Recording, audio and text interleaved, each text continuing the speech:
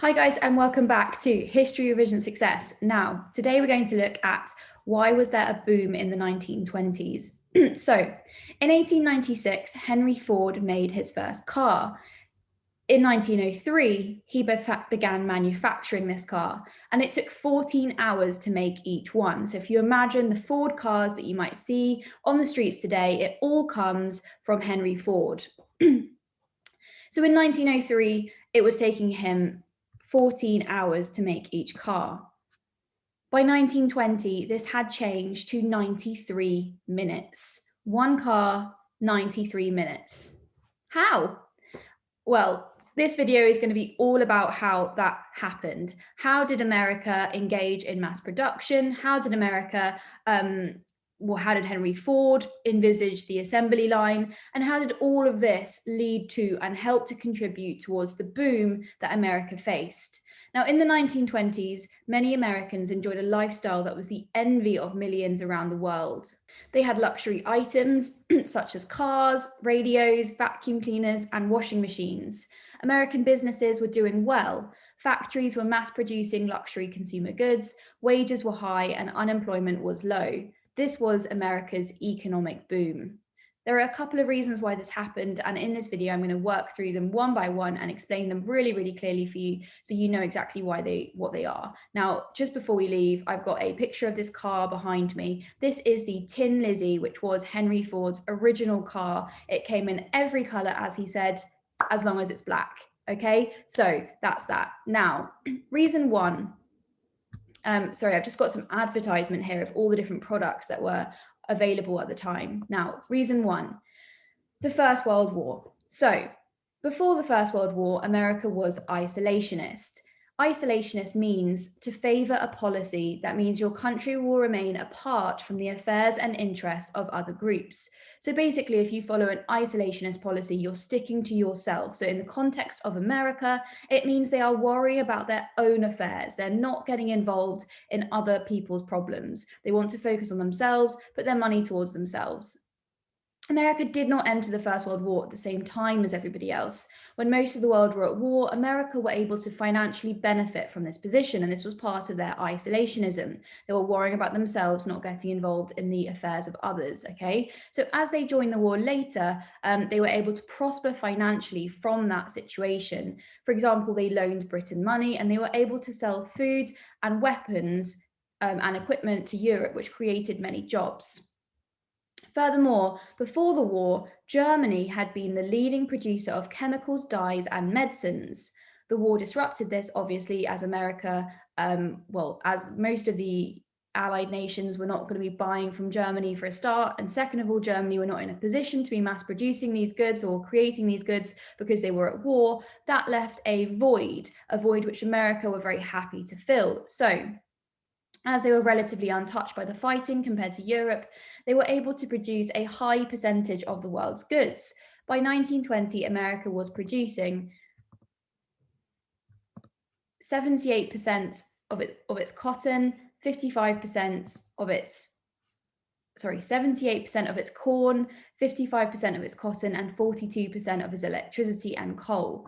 And by the end of the war, America was the only major country not in debt. Many countries around the world even owed money to them. Now, I've put this figure up here about the 100,000 because America only had 100,000 casualties during the war. Now, of course, that's still terrible. It's still a lot of people, but it's nowhere near the numbers that countries in Europe faced. So really, they were relatively untouched by this war. Now, the question that remained to America after the war was, should they take a leading role in peace or revert back to isolationism?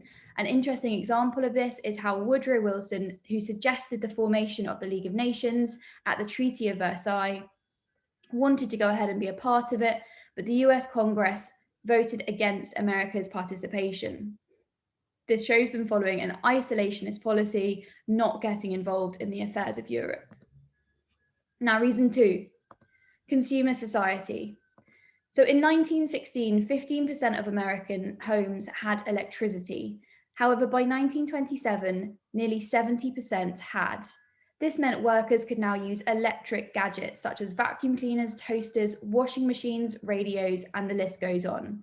So suddenly, by connecting a lot more homes in America to electricity, so many doors were opened in terms of the goods they could use, the products they were interested in buying. And I've put a table on the board here just to show you, keep getting my lefts and rights mixed up, just to show you about the change in figures over time of the number of items sold in America. So we've got 9 million cars, and in 10 years, that goes to 26 million cars. So it shows the growth in consumer goods during the 1920s. Now, reason number 3, okay, is Republican government. So Republican government introduced several policies to help American businesses. The following things are kind of stereotypical policies that Republican governments followed. Now, the first one is laissez-faire. Now, laissez-faire kind of means to let it be, to let it happen, to let it be done, okay? And it is a policy of interfering as little as possible. It means just let businesses get on and do it themselves, which gave them far more control over their own business and over what they were doing. The next one, tariffs. Now, tariffs were imposed on imports, so it became expensive to buy foreign goods. This was to try and promote American goods. So if it was double the price to buy corn imported from Europe, it was encouraging people to buy American corn in the supermarket rather than European corn. One of these tariffs, one that you can remember as a specific piece of evidence, is the 1922 Ford-Macomber tariff, which made imported food expensive. It was in particular duties on Chinaware, pig iron, textiles, sugar, and they were restored to high levels of import duties, increases of around 60 to 400%. Okay, so it becomes extremely expensive to buy foreign goods, which allows American companies to grow more rapidly. Now, the next one is low taxation. Now, Republican policy was really to keep taxation as low as possible, which brought benefits to ordinary people and meant they had more money to spend. And it also allowed some people to get very, very wealthy. Now, the alternative side of this is that, if you have any problems, you have less money as a society to put into those problems. And these are some of the issues that we start to see come about when America faces crisis, in the late 1920s. But for the moment, as America is functioning very, very well, it works. Now, the last one is trusts. Now, this American Republican government allowed the development of trusts, which were kind of super corporations which dominated industry. So we had Carnegie, who dominated the steel industry. We had Rockefeller, who dominated the oil industry, and they had almost complete control over one vital industry. Now, this benefited the industry and it benefited the government because you had experts in their field who were dealing with the whole thing, and you didn't have any competition within the industry. You just had the promotion of the industry. Now, on the flip side, you had individual men who were benefiting hugely and had hugely invested private interests in trying to make money or extract money from these particular industries. So there were positives and there were cons. Now, the last reason 4, was innovation. During this period, we see numerous new ways to buy and sell. So the first one, advertisement. Now, mass nationwide advertisement had been set up for the first time during the First World War to try and get people into the army. And it had been tested, and it had been companies had learned about how to advertise during the war. Many advertisers had learned skills and set up agencies to sell cars and cigarettes and clothing and other goods. Posters, radio adverts, and traveling salesmen encourage people to spend their money. And as an example, there was a Listerine mouthwash advert. And in the advert, they used the word halitosis rather than bad breath. And within 5 years, sales had risen from 100,000 to 4 million a year. Okay, so it's that idea of using a scary medical word, which made people think that actually this was a far bigger deal than it actually was. So the American government are now much, much, much better. American companies are much, much, much better at advertising. And because we have the development of the radio, we can also get advertisements into people's homes much, much easier.